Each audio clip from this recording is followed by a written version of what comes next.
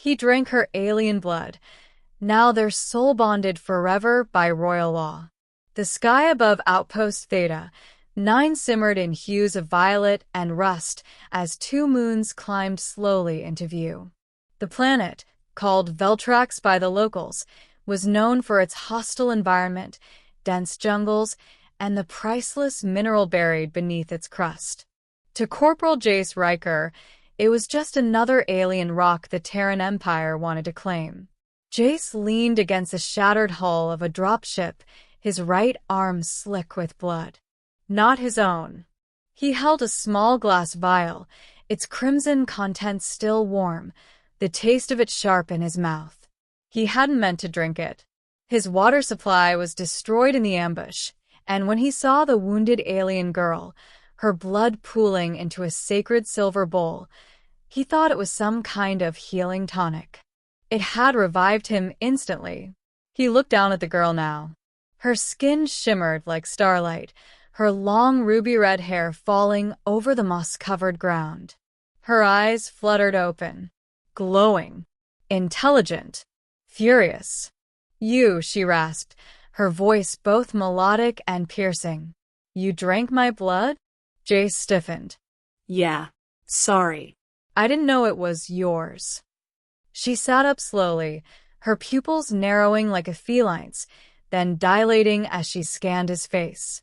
"You drank my blood?" she repeated, louder this time. "Do you even understand what that means on my planet?" He blinked.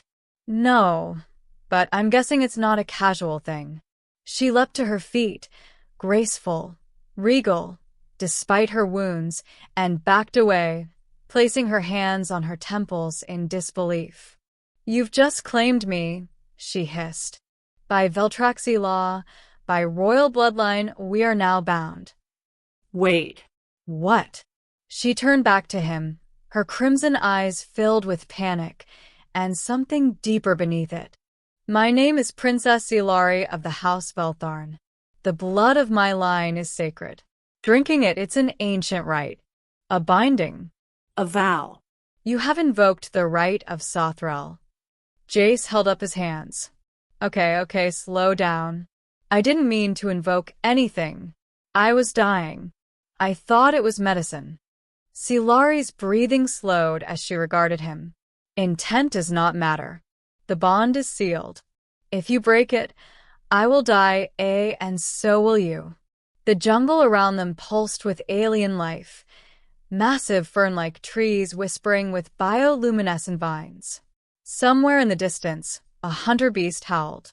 Jace sat down hard on a rock. "So, what? You're telling me I accidentally married an alien princess?" She scowled. "It is not marriage.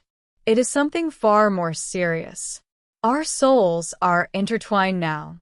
You can feel it, can't you?" He paused. Now that she mentioned it, something had changed. A faint thrum in the back of his mind. A warmth that wasn't his. Emotions flickering at the edge of his thoughts. Not his emotions. "Silari." Oh, crap. The two moved cautiously through the jungle, evading the local predators and the Terran extraction teams sweeping the area. Jace had gone rogue by saving her, and they both knew it. Terran protocol would have ordered her capture. Veltraxi royalty were supposed to be taken for bargaining leverage. But Jace couldn't do that. Not now. Not after that bond. "Where are we going?" he asked. "To the Shrine of Echoes," Silari replied. "It is the only place the bond can be stabilized." Stabilized? If left unchecked, it will consume us both. You will lose your mind. I will lose my soul. We must complete the rite, or sever it in death. Jace gave a humorless laugh. "Great. Romantic." She glared at him. "You mock what you do not understand." "Yeah? Well, Your Highness, on my planet, blood is just blood. People don't bind themselves for life over a few drops." Silari stopped. "And yet, you risked your life to protect mine when you could have left me behind." He looked away. Didn't feel right. She studied him for a long moment. Perhaps the bond chose wisely. By the time they reached the shrine, Silari was nearly unconscious from pain. Jace had carried her most of the way.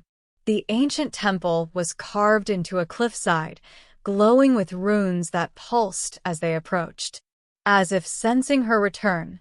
Inside, the air was still and thick with power. A glowing basin stood at the center of the chamber, surrounded by marble pillars and flowing glyphs. Silari leaned against Jace, her breath shallow. "You must place your hand in the basin and speak my name. That's it. Speak it with meaning, not obligation." He looked at her, this fierce, stubborn, beautiful alien woman who had tried to kill him when they first met and whose blood now sang in his veins. He stepped forward, heart pounding, plunged his hand into the shimmering pool. Silari Veltharn. The ground trembled. Light flared around them. The runes ignited. Silari screamed, not in pain, but release. Jace fell to his knees as his mind was flooded with visions. Her childhood, her training, her hopes for peace, her fear of losing her people, and then his own memories intermingled with hers. A shared tapestry of life. When the light faded, they were both on the floor, breathing hard. "It is done," she whispered. Jace helped her sit up. "What happens now?" She smiled faintly. "Now we live. Together." They found an abandoned research cabin on the far side of the cliffs. Jace built fires while Silari healed. Every day they grew closer, not just emotionally but spiritually. The bond didn't just share feelings. It deepened them. Magnified them. He could sense when she was worried. She could feel when he doubted himself. One night, as the moons bathed the world in silver, she sat beside him by the fire. "I was meant to lead my people," she said. "But I think I was also meant to find you." He looked into her glowing eyes. "You think fate did this?" Veltraxi bonds do not happen by chance. The blood calls only to those worthy. Jace chuckled. "I was just a soldier. A grunt. You are more now. My protector. My equal." A long pause. "Do you regret it?" she asked. He didn't hesitate. Not for a second. But peace was never meant to last. The Terran Empire had tracked Jace's beacon. A full battalion descended on the region, led by Commander Voss, Jace's former superior. "We know you're in there, Corporal," Voss shouted through a loudspeaker. "Hand over the alien, and the Empire will grant leniency." Jace stood at the cabin door, rifle in hand. Silari touched his shoulder. "If we flee, they will follow. If I surrender, they will torture me for secrets. I won't let that happen." She turned him to face her. "Then we fight." The battle was brutal. Jace used every trick he knew: guerrilla tactics, traps, diversion maneuvers. Silari, her powers restored, wielded energy that bent the air. Her cries shattered weapons, her blood summoned the jungle itself to defend her.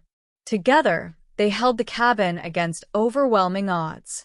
In the final stand, Voss charged in with shock troops, but Silari and Jace, bound in will and soul, fought like one being. Every move in perfect sync. When it ended, the jungle was quiet again. The Empire had retreated.